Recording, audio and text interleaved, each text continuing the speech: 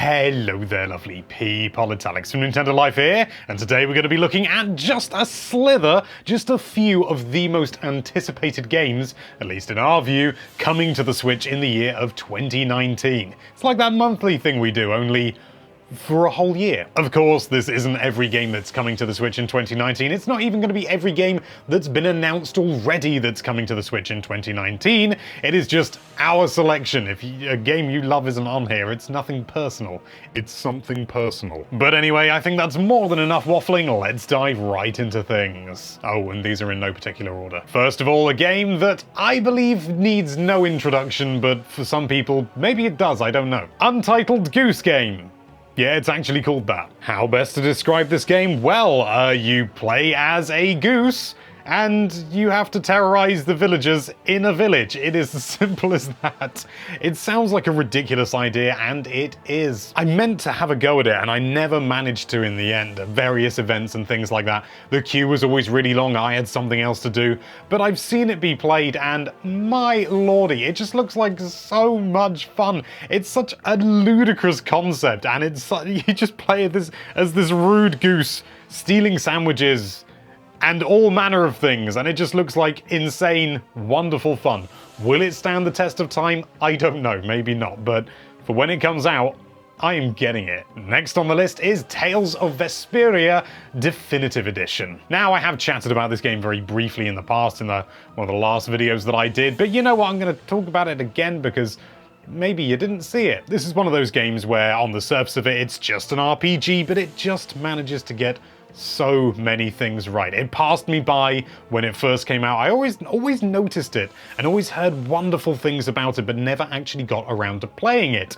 because that was back in the day when I had to pay for games. But now I don't really have an excuse, do I? It's coming to the Switch. It's going to be the definitive version of this wonderful game. It's the 10th anniversary, or at least it was when it was announced back last year. So we'll let them off. We'll still say it's the 10th anniversary. So yeah, it's gonna be a good time. Yeah. Next up is one that was announced very recently, Crash Team Racing Nitro Fueled. Initially, I was a bit concerned about getting excited for this one. There was a big part of me, a big stupid part of me that was like, no, you can't get excited for that. It's in competition with Mario Kart, because that's how I used to feel about it back in the day. All these people going on about, oh, Crash Team Racing's great, and I was there with Mario Kart going, no, it's not, because that's how people thought back then. Or at least that's how children thought back then, and maybe still do. I don't know, I'm not a child.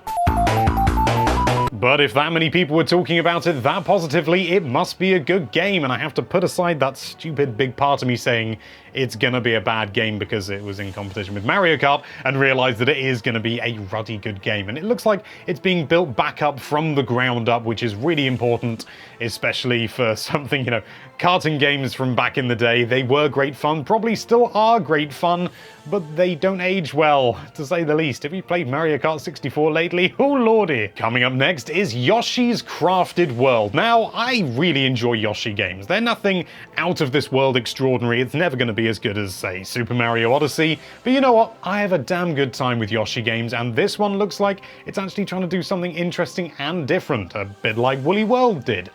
And like Yoshi's New Island, I forget what it's called. It was that memorable. My only hope is that it is generally a little bit tougher, maybe with an easy option, you know, like the mellow mode, I know that's back in there, but maybe make the entire game just a little bit more challenging, because Woolly World was a little bit on the easy side for me personally. I know for a lot of other people it wasn't, but I'm being selfish here. Next on the list is Travis Strikes Again, No More Heroes, and it's coming out in, well, not long, at the time of recording at least.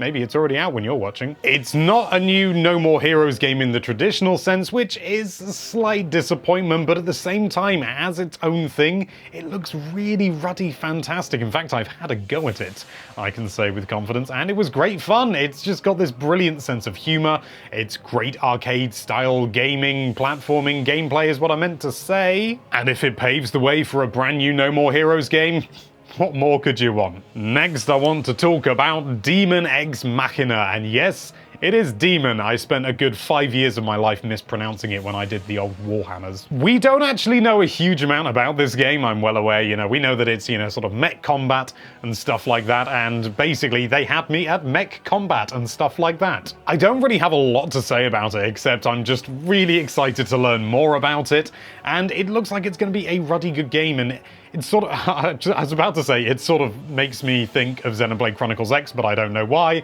and I've just realized it's because it's got big mechs in it. Animal Crossing, whatever they're going to call it. Animal Crossing, oh lordy, I have missed you, especially on a big home console. I never really played that many Animal Crossing games on anything except portable devices, the DS Wild World and the 3DS New Leaf. That was the absolute bomb. But these days I'm playing more and more in docked mode on the Switch and playing more on my own TV and stuff like that, because I'm actually living in my own flat and I've got a big TV and I'm damned if I'm not going to use it. And I don't think they even need to do anything that extraordinary to make it an amazing game. New Leaf already did loads of brand new ideas and brought and injected some amazing new ideas. So all they need to do is sort of develop upon that, build on that, and maybe bring in some stuff from Happy Home Designer, which I feel is a slightly underrated well, it's not really a game, is it? It's a sort of a simulator. But I really like Happy Home Designer. I think it's maybe not really fully a game and maybe should have been like DLC, but if they can include all that stuff into a main Animal Crossing game, I'm gonna be very happy. Next up, Luigi's Mansion 3. Now, I've seen a lot of people, I think it was mainly Arlo, chatting about how it sort of looks a bit basic in terms of the visual design, and I agree, but at the same time, hell, it's a new Luigi's Mansion game, and I love me a new Luigi's Mansion game, because I love me an old Luigi's Mansion game. I never played the 3DS game. I never played Dark Moon, Luigi's Mansion 2, whatever the hell it's called in your region. I never played it. I just never got around to it. It's one of those games that I just didn't play. And do I regret that? Yes. Do I feel I want to play it now? Yes. Luigi's Mansion was one of the first games I got on the GameCube, and I just remember being blown away by the graphics. These days it looks kind of 3D graphics really don't age as well as 2D ones, do they? But I loved it, and it was a genuinely different and real and new experience, and a great way to inject some new ideas into something as sort of well-established as Mario. And hopefully they can do that again. Whatever they do with it. Pokemon 2019. Whatever they call it, we don't know yet. We know nothing about it.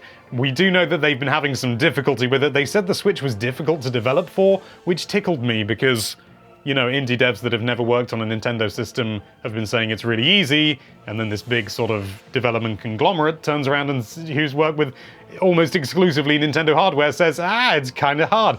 It just tickled me, that's all. We don't know anything about it. I really like Let's Go, I just really didn't like the controls. There were some issues with it, and it was kind of a stopgap, really, wasn't it? It was, let's get a game on the Switch that is Pokemon, and then everyone will be happy. And some people were. But I'm still really vying for that proper hardcore Pokemon experience, and hopefully this does it. I don't see it not doing it, so hooray. And then it's another game we basically know nothing about. Welcome to 2019, by the way.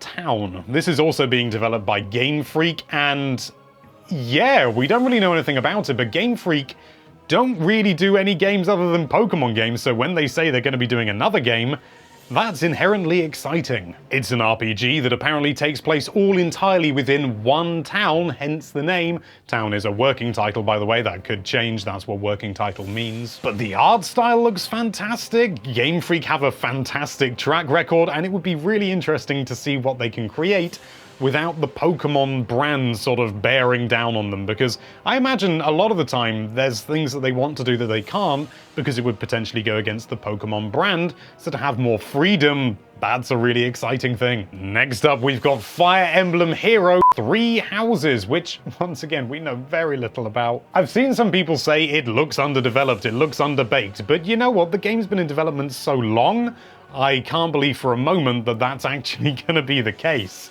I mean, they announced it back, pretty much when the Switch was announced, they announced it, where they just said Fire Emblem, and now we know that it's called Fire Emblem 3 Houses, and it was set to come out in 2018, and now it's set to come out in 2019. You know, okay, you know, delays are annoying, but look what happened with Breath of the Wild. That turned out to be one of the best games ever. It's also been a long bloody time since we've had a Fire Emblem game on a home console, and, you know, sort of all those flashy graphics and everything. I'm really looking forward to it. I love Fire Emblem. I love playing on a TV.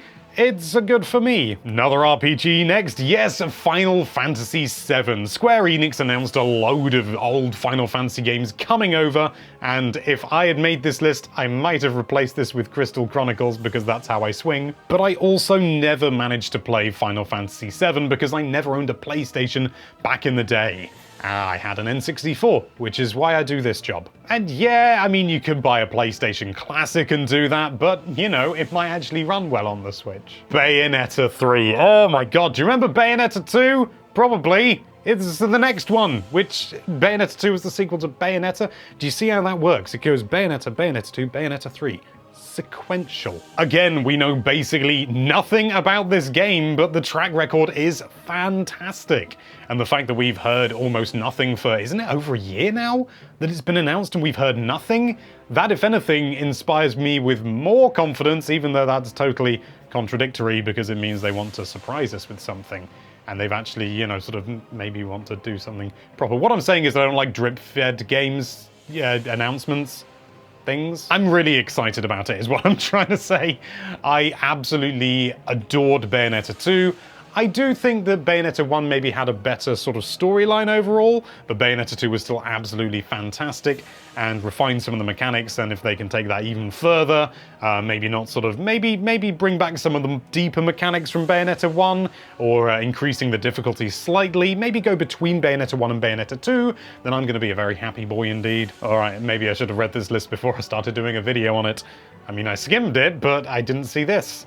Pikmin. Yeah, this is, I didn't prepare for this. Pikmin. They've been talking about doing Pikmin 4 for ruddy ages. Are they going to be doing it this year? I don't know. And what have you done to me? Actually, I'm not sure Miyamoto actually said it was Pikmin 4, but they said the next Pikmin game. Maybe they did say Pikmin 4. And this was ages ago. When was it? Was it 2015? 2015 is when they said that it was pretty much completed, but they wouldn't say what platform it was for. Maybe because it was on the Switch? I've always loved Pikmin games. Again, it was sort of that crucial time for me. You know, I grew up with the N64, and then as I was starting to mature-ish, I got the GameCube, and that was sort of like a big revolutionary thing for me in my brain box, and Pikmin was one of those games. I remember the game actually like properly got to me when I was younger because, you know, those Pikmin dying. I did not want to leave a single Pikmin behind. I didn't want a single Pikmin to die. And if I did forget one Pikmin and then as it was flying away and it ran into the thing, I got very, very upset. Didn't cry or anything. No, but yeah, Pikmin 4. It's maybe coming in 2019. I don't know. Yeah. And finally, a game we do know is coming in 2019, or at least is planned to. Metroid Prime 4. Oh my sweet goggly goodness. All we have is a title, a tentative release date, being 2019. I suppose release year would be a gooder thing to say. A gooder thing? Wow, it's been a fun day. But all we've had is in 2017, E3, they just said it's in development and had this. And that's been enough to get everybody riled up and going, oh! And I'm one of those people, I'm, you know, fully willing to admit it. And yeah, we don't know anything, but oh my god, I'm so excited for it. Like, I love Metroid Prime. It's a lot of GameCube games are coming back. Luigi's Mansion, Pikmin, Metroid Prime. It's a good time to be alive. And there you have it. That is just 15 of the games that we are most excited for coming in 2019 on the Switch. Obviously. But what about you? What are you most interested in? Let us know what you think about the Switch in 2019 in general and the games that will be coming thereof in the comments down below. Thank you so much for watching. If you like this video, then why don't you speculate wildly on the 14th entry of that subscribe button, and be sure to check out NintendoLife.com for all sorts of lovely Nintendo-related content. Thank you again for watching. Bye-bye.